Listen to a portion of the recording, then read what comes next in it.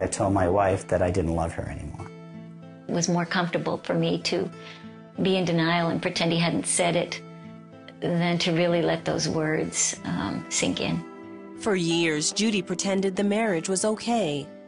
Paul and Judy Rousseau were high school sweethearts and married young.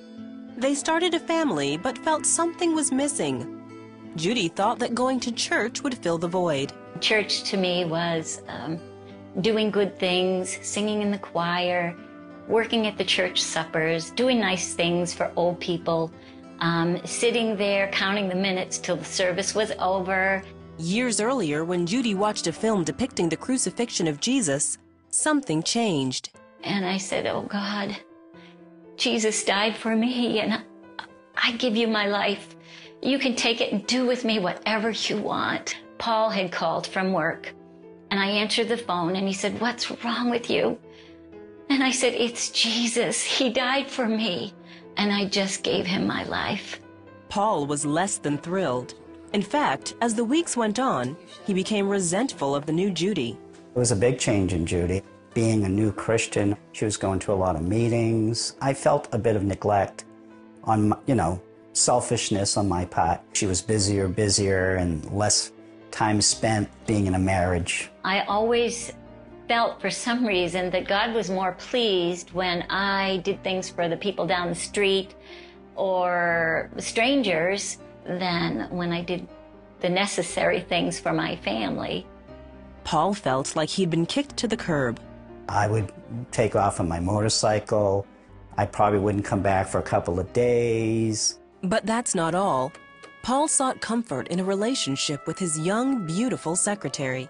She was attractive, she was pleasant to talk to, but it made me feel, that she cared. Meanwhile, Judy worked full-time and raised their 4 kids. I got angry. I think it was more comfortable for me to get angry at the other woman. Paul's affair continued for several months, and Judy pressed on with church work. Eventually, Paul moved out, and the Rousseaus filed for divorce. There was just a lot of relief, in a sense, because there had been just so much stress in our home. The divorce proceedings were held up for several weeks in the lawyer's office. When Judy finally asked her lawyer what was taking so long, the response stunned her. She said, Judy, I need to be honest with you. I need to tell you that I walk with God. And because I walk with God, I cannot take your case. I will not be party to burying something that is not dead. I believe if you will be patient, your marriage will be okay. Judy began to wonder if her marriage could be saved. I was just in absolute misery. It felt like there was a black cloud over my head. I really had no peace about getting a divorce. Suddenly all that confusion, all that despair, all that not knowing what to do was reduced to a mission. I was going to pray for this marriage. Judy's first thought was that God would instantly change Paul, but he didn't. Instead, he showed Judy the changes that she needed to make. God pointed to me and showed me that the things that I was offering my husband and labeling love was nothing but a bunch of conditional terms. I'll do this if you'll do that, and I did so much of this, so you need to love me. But God's love is nothing like that. And during those 3.5 years, I was to come to learn that love is not so much in the receiving, but it's in the giving. She prayed for Paul at least 2 hours a day, searched her Bible, and underlined the promises of God. Unbeknownst to her, Paul had ended his affair and was grappling with his own relationship with God. He expressed his thoughts to Judy in a letter. I felt that something definitely really changed within me. And then I had to ask the forgiveness of my wife and my children.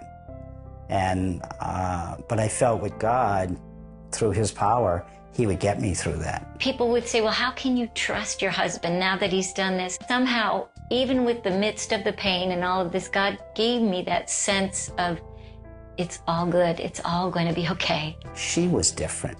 We became friends again first, and then, our marriage was just rebuilt from that. For the first time in their 24-year marriage, Paul and Judy attended church together. Paul's newfound faith in God made him a different person.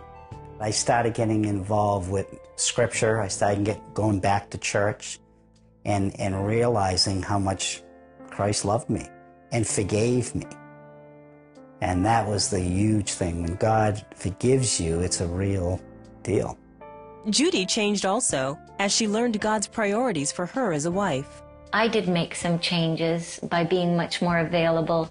And even today, he still has to remind me to sit down and just take a time to enjoy the simple little things. The Rousseaus renewed their vows on their 30th anniversary.